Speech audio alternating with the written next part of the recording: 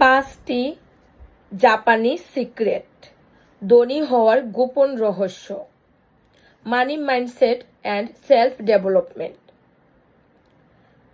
আপনি কি জানেন জাপান শুধু প্রযুক্তিতে এগিয়ে নয়, ধনী হওয়ার অনন্য কিছু মানসিকতা এবং অভ্যাসেও সবার থেকে আলাদা।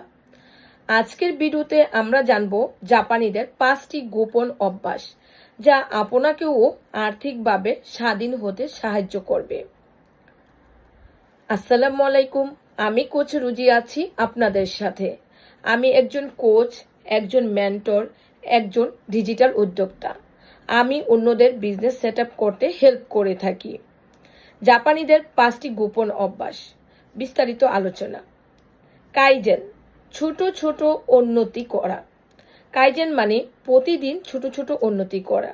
অনেকেই একদিনে বড় পরিবর্তন চায়, কিন্তু জাপানিরা বিশ্বাস করে ছোট পদক্ষেপে শুরু করলেই বড় সাফল্য আসে। আপনার আয়ে ছোট একটা অতিরিক্ত আয় যোগ করুন। খরচ থেকে প্রতিদিন সামান্য বাঁচান।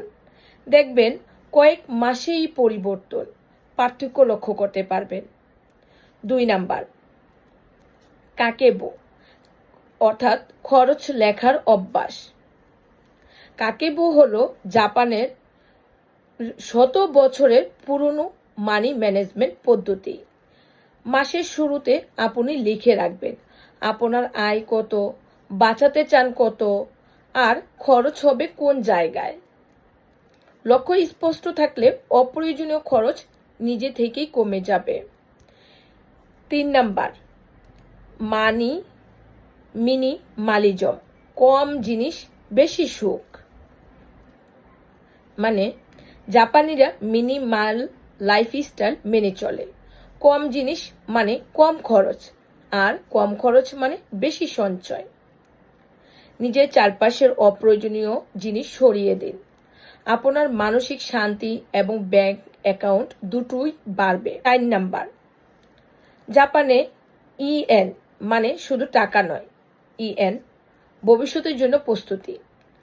তো এখানে বোঝানো হয়েছে ইএন মানে শুধু টাকা নয়, সম্পর্ক ও নেটওয়ার্ক। তারা বিশ্বাস করে যত বেশি মানুষকে সাহায্য করবেন তত বেশি সুযোগ আপনার কাছে আসবে। সঞ্চয়ের পাশাপাশি আপনার নেটওয়ার্কও গড়ে তুলুন, এটাই ভবিষ্যতের সম্পদ। 5 নাম্বার, ওমোটেনাশি অর্থাৎ সেবার মানসিকতা। জাপানিরা ব্যবসায় শুধু লাভ দেখে না, তারা গ্রাহককে সেবা দেওয়ার আনন্দেকেও গুরুত্ব দেয়। যেই কাজই করুন আন্তরিকভাবে করুন, মানুষ আপনার প্রতি বিশ্বাস তৈরি করবে, আর এই বিশ্বাসই হবে আপনার দীর্ঘমেয়াদী সম্পদ। এই 5টি জাপানি সিক্রেট, কাইজেন, কাকেবো, মিনিমালিজম, ইএন এবং ওমোতেনাশি আপনার জীবনে প্রয়োগ করলে ধনী হওয়ার পথে এক ধাপ এগিয়ে যাবেন। আপনি কোন সিক্রেটটা আগে শুরু করবেন কমেন্টে জানিয়ে দিন।